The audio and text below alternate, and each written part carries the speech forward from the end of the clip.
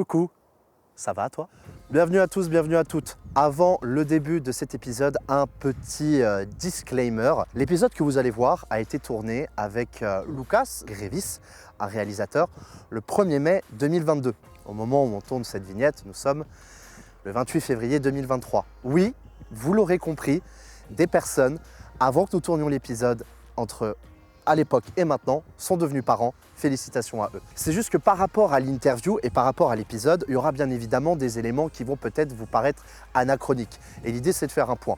Donc Lucas est un jeune réalisateur luxembourgeois que nous avons reçu au Bundschuh à Bertrange. Il parle dans cet épisode d'une série qui s'appelle The Inside of the Outsiders. Au moment où nous avions tourné l'épisode, la série s'apprêtait à sortir d'ici fin de l'été, début de l'automne.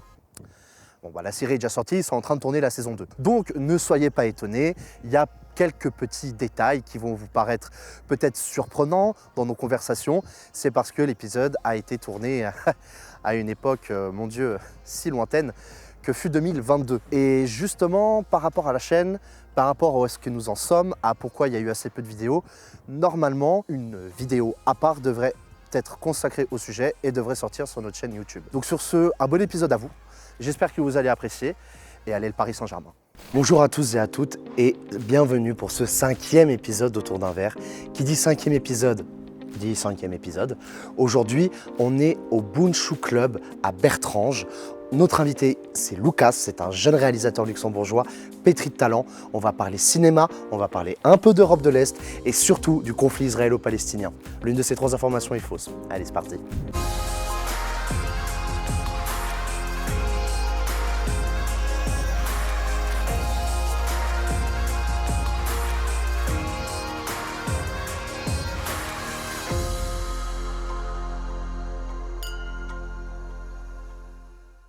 Salut Lucas. Enchanté. Tu vas bien? Tout va bien? Eh ben écoute, parfaitement. Merci d'avoir accepté notre invitation. On va parler plus en profondeur dans un second temps de ton travail en tant que réalisateur. Mais pour débuter, tu as le droit au même traitement que nos précédents invités. C'est le moment du questionnaire. Est-ce que tu es prêt? Je suis prêt. Quel est ton jour et mois de naissance? Le 10 octobre. Ta ville de naissance? Esch-sur-Alzette. Ta ville préférée? Esch-sur-Alzette. Hypocrite. Ton mot préféré? C'est mot coustard, c'est pas un mot français, c'est un mot luxembourgeois et c'est pas traductible. Traduisible. Traduisible. Tra. Vous comprenez? Et ça signifie le jour qui ne vient jamais. Donc un jour dans le futur, un jour D'accord. où on dit qu'il vienne mais il vient pas. Quel est le mot que tu détestes? Hypocrite. Bon, c'est bien, je viens de te le dire. Ah, ça commence bien. Une phrase ou une question que tu détestes que l'on te dise ou que l'on te pose? Qu'est-ce que tu fais avec ta barbe? Des choses comme ça. D'accord. Ouais. Et pourquoi t'aimes pas qu'on te pose cette question? Parce que je suis un peu lazy to shave it, D'accord. mais Ouais. j'ai là et je suis fier de la barbe. Mais quand même, les gens pensent si on a une barbe, on veut la montrer. Donc, D'accord. Quel est ton plat préféré?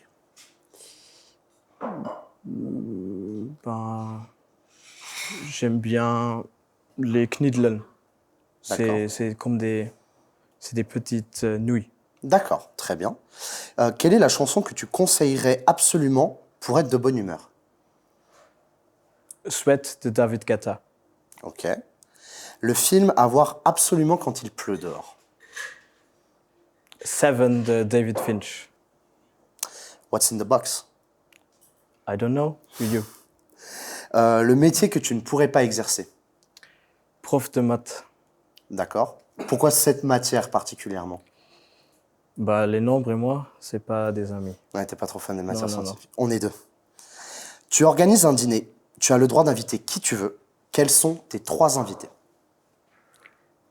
Là, j'aimerais avoir un entretien avec Mohamed le prophète, Jésus et Bouddha. Je pense que ça serait D'accord.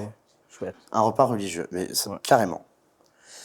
En parlant justement des prophètes, si Dieu existe et que tu arrives aux portes du paradis, que souhaites-tu qu'il te dise? C'est une bonne question.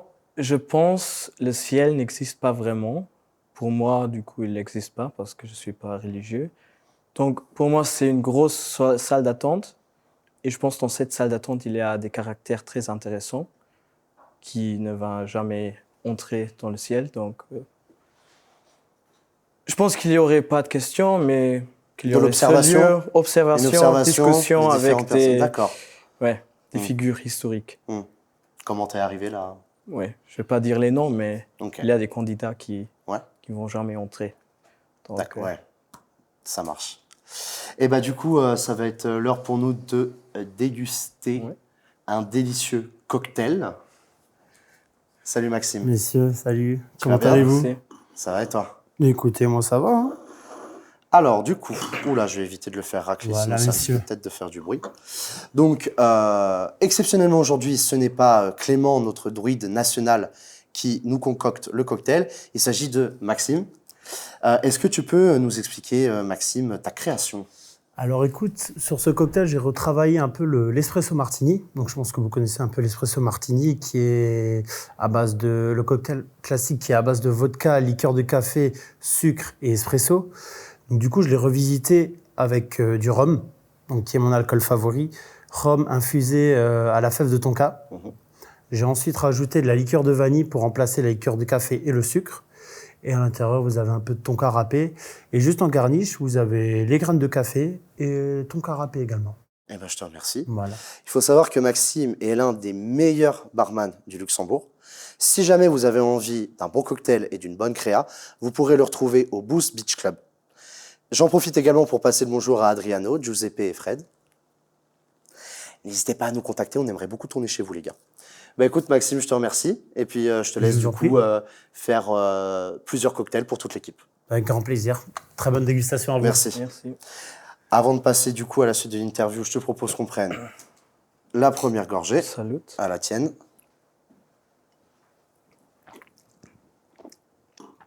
Qu'est-ce qu'on en pense? Très bien.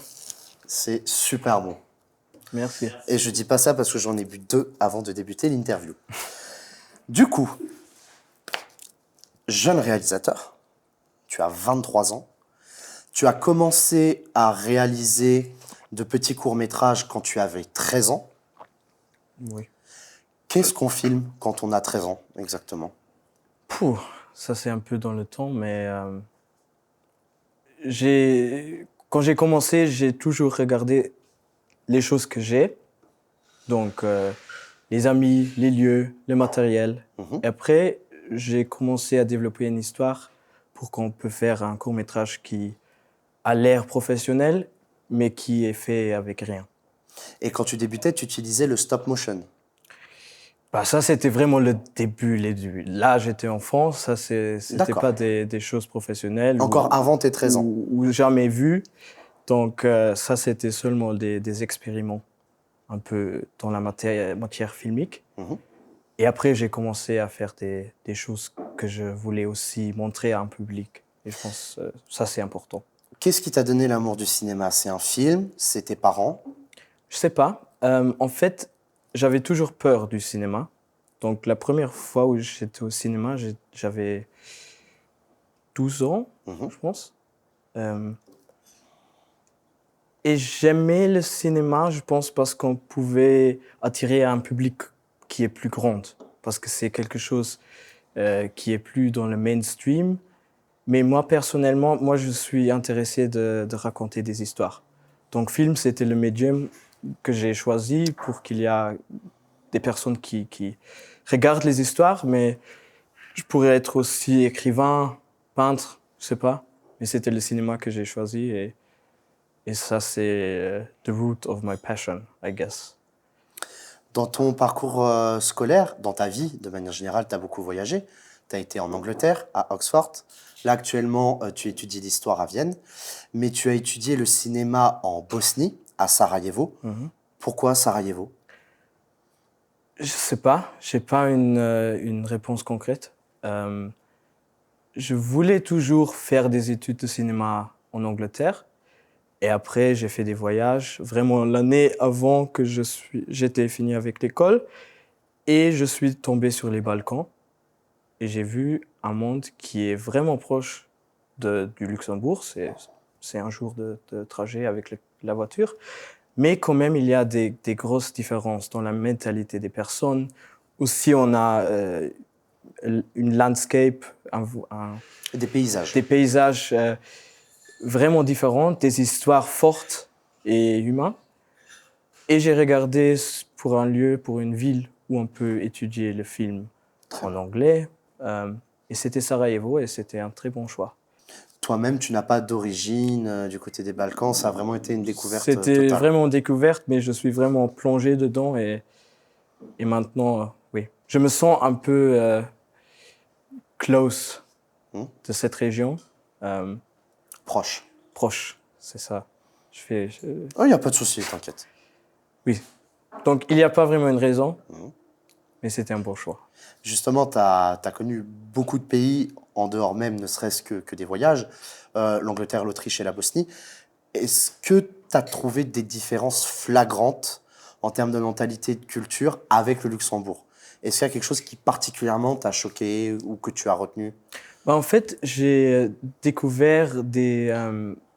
un peu découvert qu'il y a aussi une mentalité de Balkan au Luxembourg, dans ma ville, Esch, après que j'étais là, après que j'ai vécu à Sarajevo, parce que dans mon quartier, la moitié des personnes viennent du Kosovo, de la Serbie, de la Bosnie. Il y a maintenant des magasins qui s'ouvrent, les jeunes qui commencent à faire des entreprises. Donc, je pense que cette mentalité, elle est aussi au Luxembourg, elle est vraiment présente. Et je l'ai pas vue avant. Et je pense que beaucoup de personnes ne le voient pas. Mais elle est là et je pense qu'elle fait aussi partie de cette culture riche du Luxembourg. Donc, au point de vue culture luxembourgeois, bien sûr, c'est vraiment différent. Mais dans la Bosnie ou au Luxembourg ou en Grèce, on boit, on aime, on fait des choses avec d'autres personnes. Donc, je pense que ça sont les choses qui nous connectent toujours. Et il y a des différences en sous et en économie et tout ça. Mais je pense que c'est pas une différence si grande. D'accord. Pour revenir à ton actu chaude, il y a une mini-série que tu as réalisée, qui est sortie, qui s'appelle The Inside of the Outsider, qui parle de radicalisation. Quelle a été ta motivation pour aborder ce sujet dans cette mini-série? En fait, j'ai travaillé avec une ASPL, Respect.lu, qui sont venus chez moi, ou vers moi. Ils t'ont contacté? Ouais, pour me demander si j'aurais une idée pour un film ou quelque chose filmique sur la radicalisation. J'ai proposé le projet de cette série et on a commencé à développer, à écrire. J'ai fait des recherches avec eux sur des sujets réels, sur des histoires réelles. Et à la fin, ça, c'était un peu ce qu'on avait. 5 histoires, 5 différents aspects de radicalisation. Quels sont les différents aspects justement dont tu parles dans cette mini-série? Ça, c'était un point pourquoi on voulait faire aussi cette série. Parce que quand on entend radicalisation, on pense souvent IS, Daesh, ISIS, radicalisation islamique. Mais ça, c'est qu'une petite partie de radicalisation. On a un schéma qu'on peut appliquer un peu sur tout. 5 différents besoins qu'on a: famille, argent, religion, idéologie. Et si on manque un peu d'un aspect, on doit le remplir avec un autre aspect. Et si l'autre aspect, par exemple l'idéologie, est plus grande que tous les autres aspects de ta vie, tu deviens radical. Donc, on traite dans la série la radicalisation politique left-right, mais aussi radicalisation au point de vue de la sexualité, ce que ça veut dire d'être un homme, une femme. On traite aussi le sujet des incels, ce qui est aussi une forme de radicalisation, donc une violence contre les femmes. Et tout ça un peu dans le point de vue des jeunes. Donc vraiment des jeunes qui sont au Luxembourg, dans le langage qu'ils parlent, dans les langues qu'ils parlent et dans les lieux qu'ils connaissent, pour qu'ils puissent identifier avec les personnages et voir, OK, peut-être moi aussi j'ai une forme de radicalisation. Je fête beaucoup trop. Ça, c'est aussi déjà une forme de radicalisation. Pas politique. Ouais, l'idée est mais- vraiment d'ouvrir l'esprit aux gens et, comme tu disais, de pas simplement réduire la radicalisation à la religion et particulièrement dans notre société à la religion musulmane. Non, c'est pas seulement musulman. Voilà, c'est de C'est, dire qu'il n'y a pas que ça. C'est pas que ça, et on a tous un peu ces aspects dans nous, et c'est vraiment facile to become radical. Mhm. Parce que, je sais pas, on le voit maintenant en Ukraine, Mhm. un peuple qui était un peuple similaire de nous. Il y avait des villes qui fonctionnaient bien. Et tout ça, c'est pas en Afrique, je dirais. Mais il y a une guerre. Donc, les personnes se radicalisent Bien sûr. et tout le monde se radicalise. Et d'un jour à l'autre. Et ça, c'est un exemple extrême, mais ça peut se passer aussi au Luxembourg. Ça se passe beaucoup en France, bien sûr, en Belgique, un peu trop. Mais au Luxembourg, on a aussi ces aspects. Donc, c'est bien de parler, d'être conscient et voir les dangers dans ça. Et justement, cette série de Lucas, ça s'appelle The Inside of the Outsider. On va vous montrer un teaser afin que vous ayez votre propre idée et de savoir à quoi ça ressemble.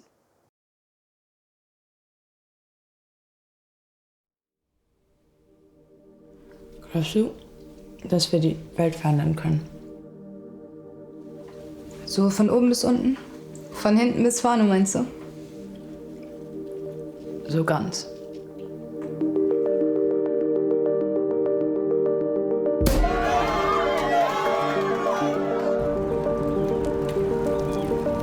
Ich weiß, dass du ganz viel Wut an der hast. Und die Welt ist scheiß. Die Welt ist scheiß. Was ja schon grössen. Wat so bär?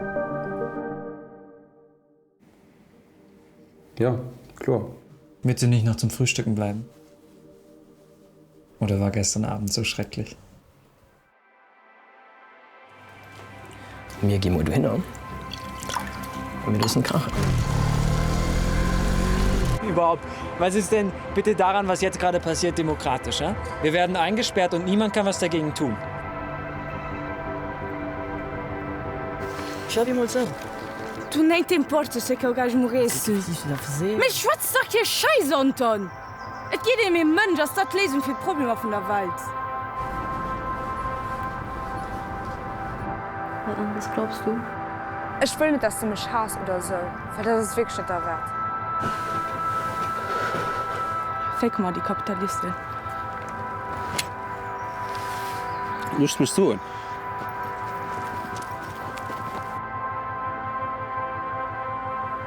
Prost. Vielleicht hast du noch nie die Möglichkeit, das Welt aus einem anderen Point de vue zu sehen. Mit gibt eine Lesung, und die war immer schon da. Eine Lesung?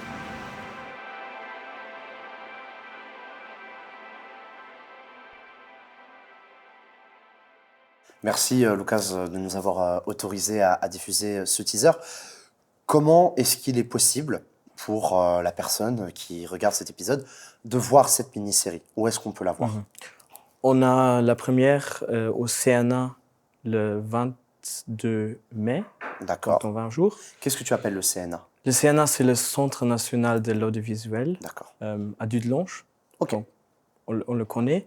Et on aurait plusieurs screenings dans différents cinémas au Luxembourg, mais aussi à Vienne et peut-être aussi dans la grande région. Et après, il y aura un site internet destiné à la série sur lequel on peut la voir. On a des sous-titres dans toutes les langues qui sont parlées au luxembourgeois, en Luxembourg. Oui. Donc, c'est accessible à tout le monde. Et oui, on le trouve online. Lorsque tu travailles sur un court-métrage ou un long-métrage, qu'est-ce qui est le plus difficile? Trouver les acteurs, trouver les lieux, les autorisations, c'est quoi le plus dur? Le plus dur, c'est de commencer à tourner. Donc, le procès de financement, le procès d'avoir une idée et de travailler sur cette idée pour 1 an, pour 2 ans, pour 3 ans, sans même de tourner, sans même de savoir si on peut tourner. Parce que parfois, on travaille, on est prêt à tourner, on attend encore un financement, on l'a pas et on tourne pas. Donc, ce stress, ça, c'est pour moi la chose qui est le plus difficile. Et à la fin, quand je sais que je vais tourner quelque chose, ce stress n'est plus là et je peux me concentrer sur le travail. Sur le tournage, c'est peut-être d'avoir une bonne combinaison entre un travail humain, de ne pas bosser trop, pas bosser plus que 10 heures, d'avoir une relation humaine avec l'équipe et en même temps aussi réaliser des choses, des produits artistiques qui ont une certaine valeur. Donc sur le tournage même, ça c'est un peu le conflit pour moi. Tu as obtenu plusieurs récompenses pour l'ensemble de ton œuvre cinématographique. Est-ce que tu peux revenir sur ces récompenses que tu as obtenues ces dernières années? Les dernières, c'était le Covid, mais une très bonne expérience, c'était le screening d'un court-métrage dans le cadre du Festival de Sarajevo, qui est le plus grand festival au Balkan et un grand festival en Europe. Et c'était aussi mon premier court-métrage en bosniaque, donc en Serbocrate. Et j'étais très fier de le montrer là, dans un cadre très spécifique. Et c'était un film qui a été fait pour cette ville et pour ce festival, donc ça c'était chouette. Et au niveau des récompenses, des awards, est-ce que tu en as reçu? Oui, j'ai reçu des sélections au festival, mais aussi des prix régionaux et internationaux. Donc c'était... Oui, au Luxembourg, j'ai gagné plusieurs fois le Festival Créa Jeune, qui est le seul festival pour des jeunes cinéastes. Mais à la fin, le plus comment on dit, fier. Le plus fier. Le plus fier, ouais. Celui dont tu es le plus fier. Le fier, c'est vraiment les sélections sur les festivals internationaux. Parce que dans le film, ça, c'est la chose qui compte. De montrer le film dans un cadre et avec un public qui est intéressé et aussi connecté avec des autres réalisateurs, scénaristes, techniciens. Et oui, c'est une célébration du cinéma, donc ça, c'est l'award que j'aime, les sélections. En parlant de festivals internationaux, en 2017, tu as fait partie, et alors là, je sens que je vais très mal le prononcer, au Festival de Venise. En 2017, tu as fait partie du jury Giornate degli Autori Lux. Oui. Je vérifie auprès de la diaspora italienne. Accent à chier, ça marche. Qu'est-ce que c'est exactement C'est un programme qui est lancé par l'Union européenne, je pense, ou dans le cadre du festival. Et des jeunes cinéastes de tous les différents pays de l'Union sont invités à participer dans un jury et sont un jury qui ont leur propre sélection de films à juger et qui donnent aussi un prix à une valeur de 50 000, je pense. Donc, c'est vraiment quelque chose d'important aussi pour les réalisateurs. La personne récompensée reçoit 50 000 euros, oui. C'est ça? D'accord. Autour de ça. Autour de 50 000 euros. Mais oui, ça, c'est une bonne chance de rencontrer des gens, de parler avec d'autres cinéastes et aussi d'avoir cet aspect international et de voir ce que des autres personnes dans des autres pays pensent sur le film, sur le cinéma, comme gros. Est-ce que tu peux également nous parler à minima de tes projets, de ce que tu comptes faire dans les mois, peut-être les années à venir? Je travaille sur des points. On travaille toujours sur des projets pour ce fameux financement que j'ai dit. Mais maintenant, concrètement, je travaille sur mon premier long métrage qui serait une histoire luxembourgeoise. Je ne vais pas dire trop, Bien sûr. mais il est en relation avec mon mot préféré. Donc, c'est pour ça que je l'ai dit. Et ça, c'est quelque chose qui va se passer dans 1 an, quelque chose comme ça. On travaille aussi sur des différents courts-métrages d'autres jeunes cinéastes où moi, je fais la production. Donc, je fais aussi un peu de production, pas seulement la réalisation. Oui, mais les projets sont en cours, mais pas encore à trop dire. Pour une personne qui ne connaîtrait pas forcément l'histoire du cinéma luxembourgeois ou comment fonctionnent les boîtes de production, comment est-ce que tu le décrirais, le cinéma luxembourgeois de manière générale? Comment est-ce que ça fonctionne au niveau des boîtes de production Le cinéma luxembourgeois, c'est un cinéma très jeune. Donc, notre grand pionnier, c'était Andy Bausch, qui a commencé à faire des films avec rien, et maintenant qui fait des films avec des gros budgets. Et les personnes qui ont participé à faire des films avec lui, ils ont construit une industrie de films qui commence à être vraiment...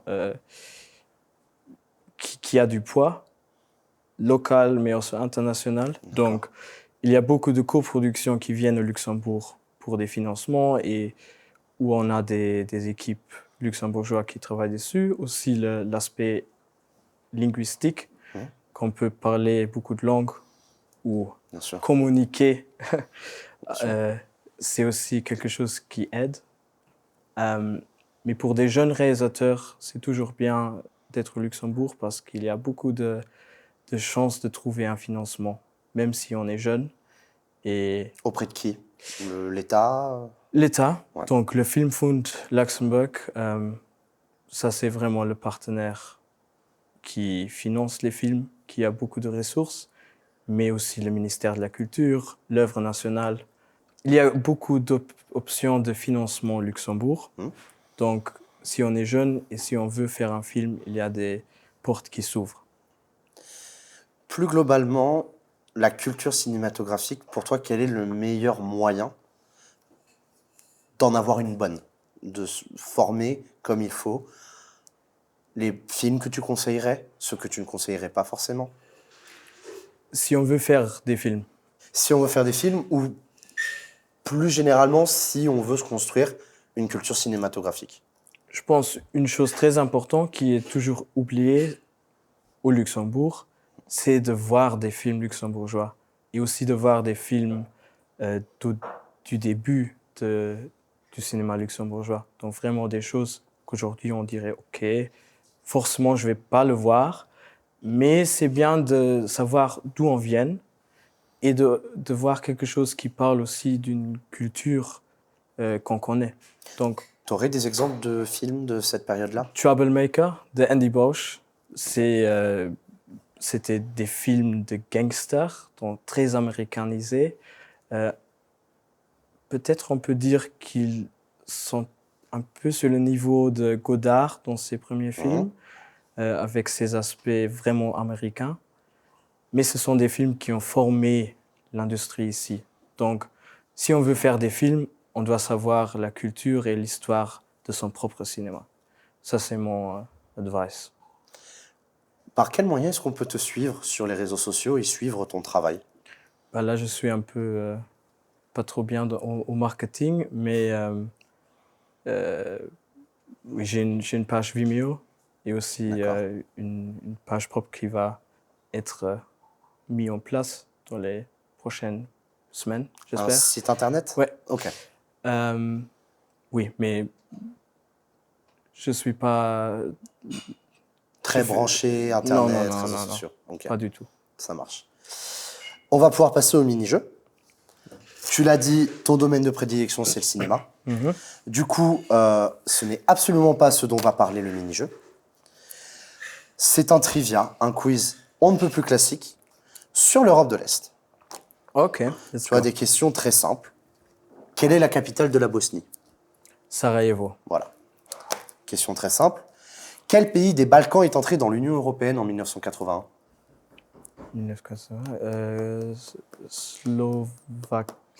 Croatie. Non. Balkan. Ah, Balkan. Balkan. Ok. Le Balkan global. Ok. Oui. Donc c'était Bulgarie. Non. Roumanie. Non.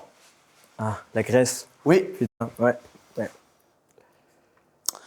Si je vais à Dubrovnik, j'utilise quelle monnaie? Kuna. Ouais. Monténégro, Albanie, Kosovo. Parmi ces 3 pays, lequel est devenu indépendant en 2008? Lesquels? Lequel de ces 3 pays est devenu indépendant en 2008? Monténégro, Kosovo. Ou Albanie? Je dirais Monténégro, mais peut-être c'est le Kosovo. Du coup? Donc c'est Kosovo. C'est ta réponse? Oui. C'est ça, c'est le Kosovo. Et enfin, est-ce que tu aimes le foot? Je l'aime, mais je ne suis pas trop. Mais... La Bulgarie a réalisé un exploit incroyable en 1994. Elle est arrivée 4e de la Coupe du Monde de football. Dans quel pays s'est déroulée cette Coupe du Monde?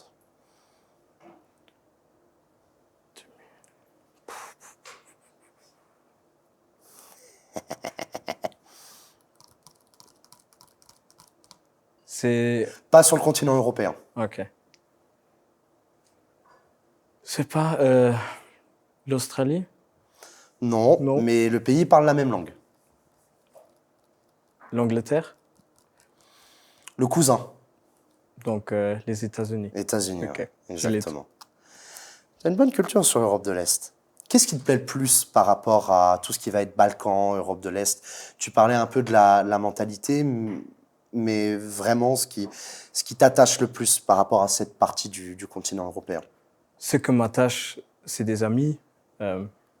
Ma copine est grecque, donc tous mes contacts là, donc ça m'attache. Autrement, peut-être il n'y aurait pas cet attachement maintenant. D'un point de vue historique ou intérêt général, j'aime aussi un peu toute l'histoire de cette région parce qu'elle est très complexe et en même temps elle est très connectée aussi avec notre propre histoire. Parce que, par exemple, j'habitais à Sarajevo, près de ce point fameux qui était le début de la Première Guerre mondiale, où François Ferdinand était assassiné par un indépendantiste. C'est ça. Et maintenant, j'habite à Vienne et les appartements sont les mêmes parce que c'était parti d'un royaume. Oui. Et des choses comme ça, je trouve très intéressant parce que c'est même pas 100 ans que ça... Que ça s'est passé, que ça s'est déroulé, bien sûr. Et du coup, ça joue encore un rôle maintenant, aujourd'hui, mais c'est un peu oublié, je pense. Et ça, je trouve très intéressant. On va pouvoir passer à la dernière partie de l'interview, les opinions impopulaires, ou unpopular opinions, des questions qui dérangent, où tu vas devoir donner ton avis, et ça peut te mettre dans une très mauvaise position. Exemple, les jours de pluie sont meilleurs que les jours ensoleillés. Attention à ce que tu vas répondre. Jours de pluie. Les jours de pluie sont meilleurs que les jours ensoleillés. Bah oui, parfois pas. Une réponse concrète? Non. Non? Non. Will Smith, l'apex de sa carrière en tant qu'acteur, c'est le prince de Bel-Air. Il n'a rien fait de mieux depuis. Le mieux ou... Le mieux. Ah, le mieux. Non. Qu'est-ce que tu mettrais au-dessus? 7 Pounds. Ouais. C'est un film qui est bien. Mais alors... Ouais. Je suis une légende? Ah, Floriano, lui, notre réalisateur, t'aimes pas Je suis une légende? Oui, c'est vrai qu'il est bien. Je suis une légende, t'aimes bien? Oui, Ouais. C'est pas mal. Ok. Ouais. Et la baffe sur Chris Rock, qu'est-ce qu'on en pense? Ample sur l'amplitude au niveau de. Bah, c'est pour ça. Il est un bon acteur, mais là, franchement, pour moi. Qu'est-ce que tu en penses du fait qu'il ait été banni 10 ans des Oscars, que que le consortium, l'intelligentsia qui gère la cérémonie ait décidé de le bannir 10 ans? C'est une décision politique parce qu'on a vu ça en caméra, mais des choses comme ça se passent. Et sur les niveaux là, c'est pas une surprise. Et à la fin, les Oscars, c'est qu'un prix américain. Donc, moi, comme Européen, je suis pas trop censé sur les Oscars. Okay. Ils peuvent faire ce qu'ils veulent là, et nous, on se concentre sur notre cinéma. Donc toi, tu vas plutôt quoi? Regarder le Festival de Venise, les BAFTA? Moi, je regarde Venise, Cannes, Berlin, Sarajevo. Ça, c'est où les choses se passent, pour moi. Autre opinion impopulaire cinématographique. 2001, l'Odyssée de l'espace est un film long et chiant. Non. Défends ce film. Je fais partie de ceux, j'ai eu énormément de mal devant 2001, l'Odyssée de l'espace. C'est un film, il faut le voir toutes les, je sais pas, 2 ans. Et il faut pas le comprendre. Ça, c'est un peu pour moi. Okay. Moi, je le comprends pas, jamais compris, mais j'aime de le voir. Et je l'aime de le voir au cinéma. Non, c'est un beau film. C'est un beau film. Et enfin, les langues slaves ne sont absolument pas sexy. Il faut arrêter. Non. Ça, c'est... T'es pas d'accord? C'est pas d'accord. T'es pas d'accord? Pas du tout. Moi, j'ai l'impression que quand on va me parler, une femme ou un homme avec un accent slave, peu importe la phrase, j'ai l'impression que derrière, il va m'en mettre une. Non. Des phrases comme « volimte ». Qui veut dire? C'est super sexy. Volimte? I love you. I love you. En quelle langue? En bosniaque, serbe, croate. On peut avoir discussion. Okay. Ouais. Tu parles une langue couramment, le bosniaque, tu le parles couramment ou pas? Non, je peux le comprendre. Okay. Des phrases, mais je parle plus le grec maintenant, mais ça n'a rien à voir. D'accord. Ouais. Est-ce que toi, tu as une opinion impopulaire qui défraie la chronique?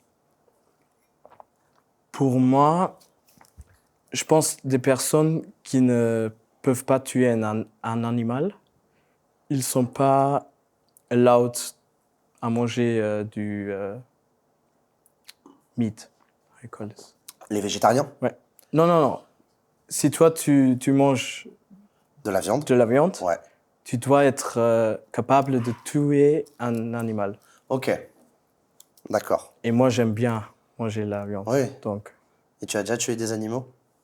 Ça, c'est... Faut pas en parler? Faut pas en parler. D'accord. Police, on vous appellera, on vous donnera son contact après.